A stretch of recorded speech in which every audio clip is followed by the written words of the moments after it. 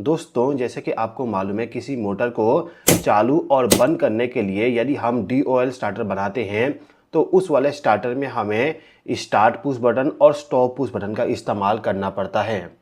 अब यदि आपसे ये कहा जाए कि जो आपका DOL स्टार्टर है उस स्टार्टर में केवल आपको एक पुश बटन का इस्तेमाल करना है, वो भी आपका NO पुश बटन होगा। ये जो NC पुश बटन है इसका इस्तेमाल नहीं किया जाएगा और इसका बिना इस्तेमाल किए ही ये जो कॉन्टेक्टर है इस कॉन्टेक्टर को हमें चालू और बंद करना है। तो किस प्रकार से हम सिंगल पुश बटन के जरिए मोटर को चालू और बंद करेंगे, यही सब चीज़ें इस वीडियो के माध्यम से सीखने वाले हैं। तो यहाँ पे हमारे पास में एक कॉन्टेक्टर है, इस कॉन्टेक्टर को हमें चालू और बंद करना है। तो चालू बंद करने से पहले जो भी वायरिंग किया गया है यहाँ पर, इसको मैं यहाँ से रिमूव कर देता हूँ। फिलहाल के टाइम पे यहाँ पे पावर वायरिंग है जो कि सेम टू सेम रहेगा नॉर्मल DOL स्टार्टर के जैसे। इसके अलावा जो कॉन्टेक्टर है इस कॉन्टेक्टर को चालू और बंद करने के लिए यहाँ पे एक पुश बटन इस्तेमाल किया जाएगा। ये पुश बटन हमारा स्टार्ट का भी काम करेगा और स्टॉप का भी। तो मैं यहाँ पे लिख देता हूँ ऑन/ऑफ, मतलब कि ऑन ऑफ दोनों का काम करेगा। यहाँ पे मेरे पास में ओवरलोड रिले का NC कॉन्टैक्ट है। इस वाले NC कॉन्टैक्ट के जरिए पावर सप्लाई जाएगा स्टार्ट पुश बटन के लिए। अब यहाँ पे हमारे पास में केवल एक स्टार्ट पुश बटन है और इसके जरिए यदि मैं इस वाले कॉन्टेक्टर को पावर सप्लाई प्रोवाइड कर दूं और प्रोवाइड करने के बाद यदि मैं पावर सप्लाई को चालू करूं तो आप देखोगे यदि मैं स्टार्ट पुश बटन को प्रेस करता हूं तो मोटर चालू, इसको रिलीज करने पे मोटर ऑफ। दोबारा प्रेस किया, मोटर चालू, रिलीज करने पे ऑफ। अब यहाँ पे जो मोटर है ये मोटर मेरा ऑफ हो जा रही है, तो इसको होल्ड करने के लिए मैं चाहूँ तो यहाँ पे होल्डिंग सर्किट बना सकता हूँ। और जैसा कि आपको मालूम है जो भी हम होल्डिंग सर्किट बनाते हैं वो होल्डिंग सर्किट हमारा उसी कॉन्टेक्टर का होना चाहिए। तो ये कॉन्टेक्टर हमारा KM1 है, तो KM1 मैंने यहाँ पे लिख दिया। अब ये जो NO कॉन्टैक्ट है इस NO कॉन्टैक्ट को हम स्टार्ट पुश बटन के पैरेलल में इस प्रकार से कनेक्ट कर देंगे। इतना कनेक्शन करने के बाद यदि मैं पावर सप्लाई को चालू करूं और चालू करने के बाद यदि मैं स्टार्ट पुश बटन को प्रेस करूं तो आप देखोगे मोटर चालू। अब यदि मैं इसी वाले पुश बटन को प्रेस करके मोटर को ऑफ करना चाहूं तो नहीं होगा। तो मोटर को ऑफ करने के लिए हमें यहाँ पे सर्किट को मॉडिफाई करना पड़ेगा। तो इस सर्किट में मॉडिफाई करने के लिए हमें क्या करना होगा, ये जो यहाँ पर वाई कनेक्ट है इस वायर को रिमूव करना होगा। और इसको रिमूव करने के बाद जो हमारा कॉन्टेक्टर है जिसके जरिए मोटर को चालू बंद करेंगे, इसके लिए अलग से सर्किट को बनाना पड़ेगा। अलग से सर्किट क्यों बनाना पड़ेगा मैं आपको आगे समझाऊंगा। फिलहाल के टाइम पे आप केवल ये समझिए, आपका जो कॉन्टेक्टर है इस कॉन्टेक्टर को अलग से पावर सप्लाई प्रोवाइड करना होगा। तो ये जो कॉन्टेक्टर है इस कॉन्टेक्टर को यदि हमें चालू करना है तो चालू करने के लिए हमेशा हम NO कॉन्टैक्ट का इस्तेमाल करते हैं। यह NO कॉन्टैक्ट किसका होगा, क्यों होगा, आगे आप समझोगे, ठीक है। इसके अलावा कॉन्टेक्टर को ऑफ करने के लिए हम स्टॉप पुश बटन का इस्तेमाल करते हैं। तो स्टॉप पुश बटन की जगह पे मैं यहाँ पे NC कॉन्टैक्ट का इस्तेमाल करूंगा। अब यहाँ पे जो NC कॉन्टैक्ट है इस NC कॉन्टैक्ट को ऊपर कर देता हूँ और NO कॉन्टैक्ट को नीचे साइड, ठीक है। अब यहाँ पे जो NC कॉन्टैक्ट है इसको पावर सप्लाई इस पॉइंट से प्रोवाइड कर देता हूँ, मतलब कि ओवरलोड रिले से पावर सप्लाई जाएगा इस वाले NC कॉन्टैक्ट में और यहाँ से पावर सप्लाई जाएगा NO कॉन्टैक्ट में और यहाँ से पावर सप्लाई चला जाएगा मेरा जो कॉन्टेक्टर है इस कॉन्टेक्टर को चालू करने के लिए। अभी के टाइम पे हमें ये नहीं मालूम कि NC कॉन्टैक्ट किसका होगा और NO कॉन्टैक्ट किसका होगा, केवल मैं आपको यहाँ पे कॉन्सेप्ट को एक्सप्लेन कर रहा हूँ।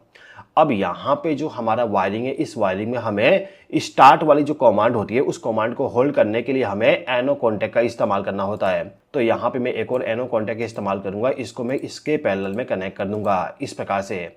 ये NO कॉन्टैक्ट हमारा इसी कॉन्टेक्टर का होना चाहिए। जैसे कि मैंने आपको बताया यदि आपको किसी कॉन्टेक्टर को होल्ड करना है तो उसी कॉन्टेक्टर का जो NO कॉन्टैक्ट है उसका इस्तेमाल करना पड़ेगा होल्डिंग के लिए। तो मैं यहाँ पे नाम चेंज कर देता हूँ KM1 कॉन्टेक्टर का NO कॉन्टैक्ट ये वाला है जो कि इस्तेमाल किया जाएगा इस NO कॉन्टैक्ट को होल्ड करने के लिए। तो DOL स्टार्टर जिस प्रकार से होता है उसी प्रकार से मैंने यहाँ पे कनेक्शन किया हूँ। केवल इसमें डिफरेंस यहाँ पर यह है कि जो स्टार्ट पुश बटन है उसके जगह पे मैंने यहाँ पे NO कॉन्टैक्ट का इस्तेमाल किया हूँ और स्टॉप पुश बटन की जगह पे NC कॉन्टैक्ट का इस्तेमाल किया हूँ, ठीक है। अब यहाँ पे जो हमारा ये NO कॉन्टैक्ट है इस NO कॉन्टैक्ट को यदि हम क्लोज कर दें, मतलब कि कनेक्ट कर दें, तो इस कंडीशन में यहाँ से पावर सप्लाई फ्लो होके इस कॉन्टेक्टर को चालू करना चाहिए। तो ये जो NO कॉन्टैक्ट है इस NO कॉन्टैक्ट का इस्तेमाल स्टार्ट पुश बटन के जैसे करने के लिए हम क्या करेंगे, ये जो NO कॉन्टैक्ट है इस NO कॉन्टैक्ट का जो कॉन्टेक्टर होगा, अभी के टाइम पे हम यहाँ पे कॉन्टेक्टर इस्तेमाल नहीं करेंगे, हम इस्तेमाल करेंगे रिले। रिले कैसा होता है आप यहाँ पे देख सकते हो। तो ये जो रिले, इस रिले का जो कॉइल है उस कॉइल का सिंबल मैंने यहाँ पे बना दिया और ये जो रिले, इस रिले को हम ऑन करेंगे स्टार्ट पुश बटन के जरिए। तो स्टार्ट पुश बटन के जरिए पावर सप्लाई जाएगा इस पॉइंट पे और इस रिले को न्यूट्रल पावर सप्लाई हम डायरेक्टली प्रोवाइड कर देंगे इस प्रकार से। इतना कनेक्शन करने के बाद यदि मैं पावर सप्लाई को चालू कर दूं, चालू करने के बाद स्टार्ट पुश बटन को प्रेस करूं तो आप देखोगे यहाँ पर कुछ प्रॉब्लम है। प्रॉब्लम यहाँ पर यह है कि इस कॉन्टेक्टर का हमने यहाँ पे एनसी कॉन्टेक्ट इस्तेमाल किए, जिसकी वजह से इसके ऑन होते ही ये ओपन हो गया, जिसकी वजह से यहाँ से पावर सप्लाई ब्रेक हो जा रही है।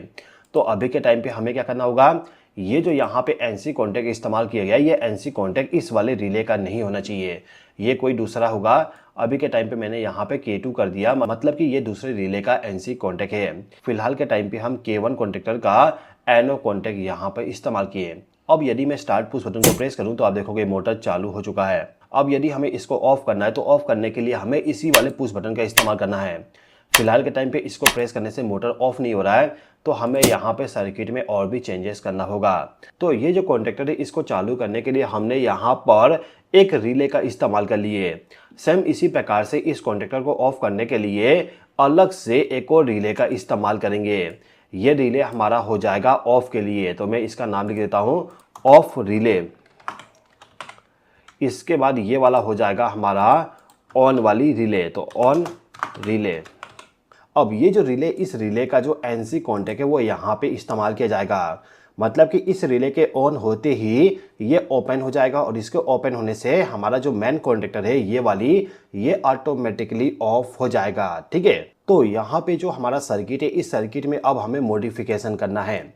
मॉडिफिकेशन में हम क्या कर सकते हैं कि जो हमारा यहाँ पर ये वाला रिले, इस रिले को पावर सप्लाई यहाँ से डायरेक्टली प्रोवाइड कर देते हैं और इस वाले रिले को न्यूट्रल पावर सप्लाई हम डायरेक्टली प्रोवाइड कर देते हैं इस प्रकार से। इतना कनेक्शन करने के बाद यदि मैं पावर सप्लाई को चालू करूँ तो आप देखोगे यहाँ पे स्टार्ट पुश बटन को प्रेस करते ही मेरा जो यहाँ पे मोटर है वो चालू नहीं हो पा रहा है। मोटर यहाँ पे चालू इसलिए नहीं हो पा रहा है क्योंकि यहाँ पे जो एनो कॉन्टेक्ट है और एनसी कॉन्टेक्ट है, दोनों के दोनों एक साथ ऑन हो रहे हैं, क्योंकि हमारा जो ऑन रिले है और जो ऑफ रिले है, इन दोनों रिले में पावर सप्लाई एक साथ जा रहा है। आप देख सकते हो ऑन रिले और ऑफ रिले दोनों एक साथ ऑन कंडीशन में हैं।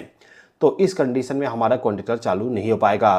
तो हमें इस सर्किट में कुछ ऐसा करना है जिससे कि फर्स्ट टाइम यदि मैं इसको प्रेस करूं तो मेरा जो ऑन रिले ये केवल ऑन हो, इसके बाद जैसे ही हमारा ऑन रिले ऑन हो जाता है तो हमारा मोटर चालू हो जाए, और मोटर के चालू होने के बाद यदि मैं दोबारा से इसको प्रेस करता हूं तो इस टाइम पे हमारा ऑफ रिले चालू होना चाहिए, ऑन रिले चालू नहीं होना चाहिए। तो इसके लिए हमें इस वाले सर्किट में थोड़ा सा इंटरलॉकिंग को ऐड करना पड़ेगा।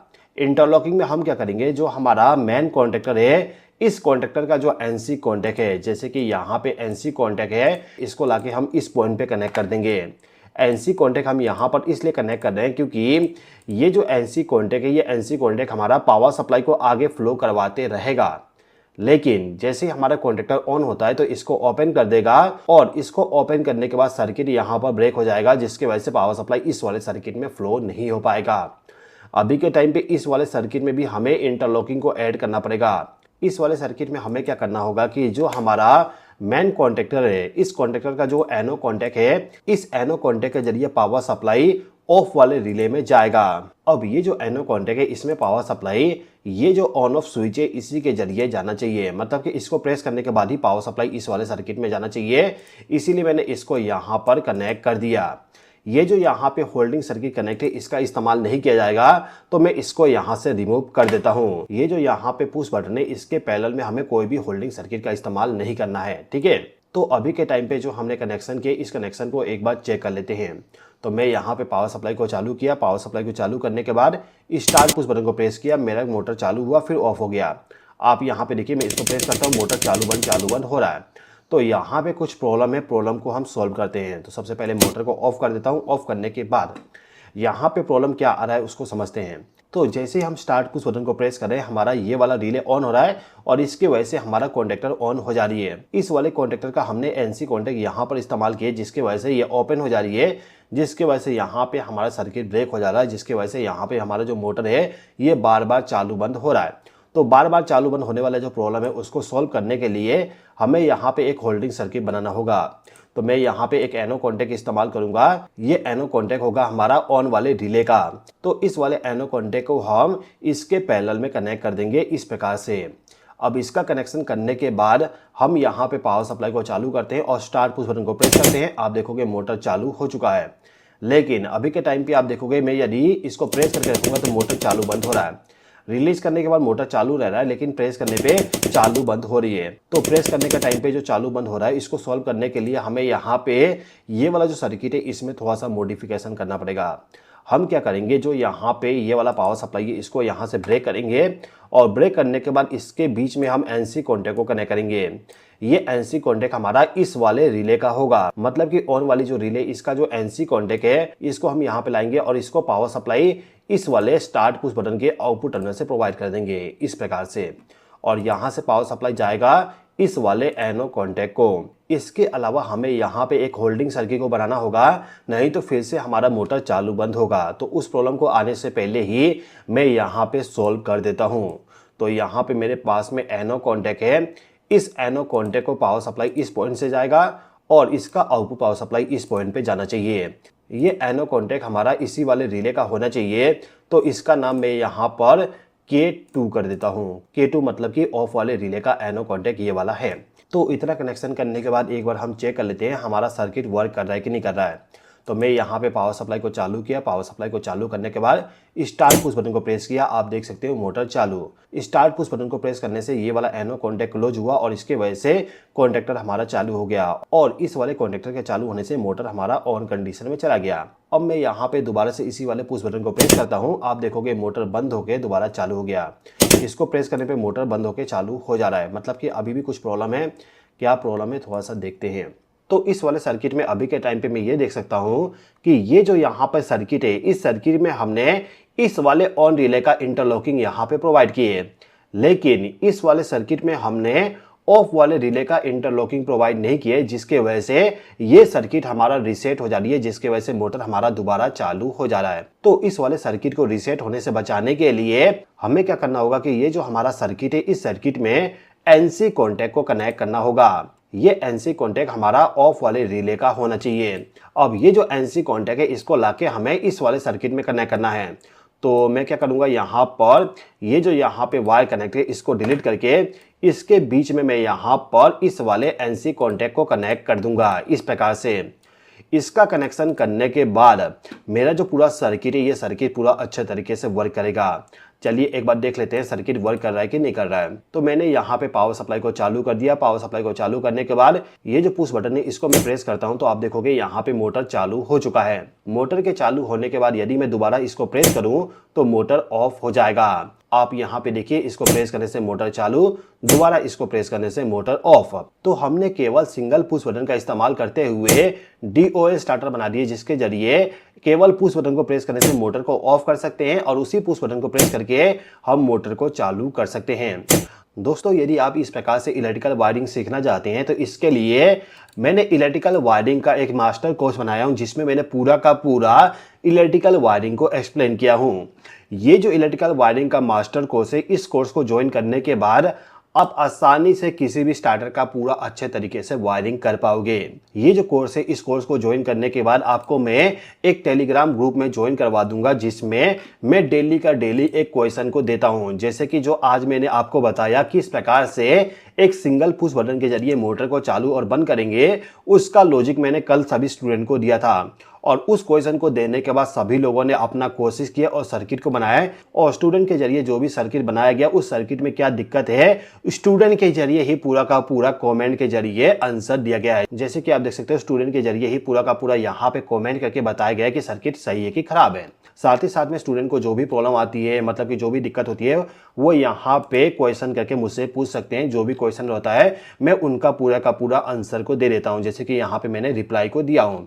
यदि आप भी इलेक्ट्रिकल वायरिंग को सीखना चाहते हैं तो मेरा जो इलेक्ट्रिकल वायरिंग का मास्टर कोर्स है उसको ज्वाइन करके आसानी से सीख सकते हो। उस कोर्स को ज्वाइन करने का लिंक आपको डिस्क्रिप्शन में मिल जाएगा, और जो पहला कमेंट है उस कमेंट में भी आपको लिंक मिल जाएगा।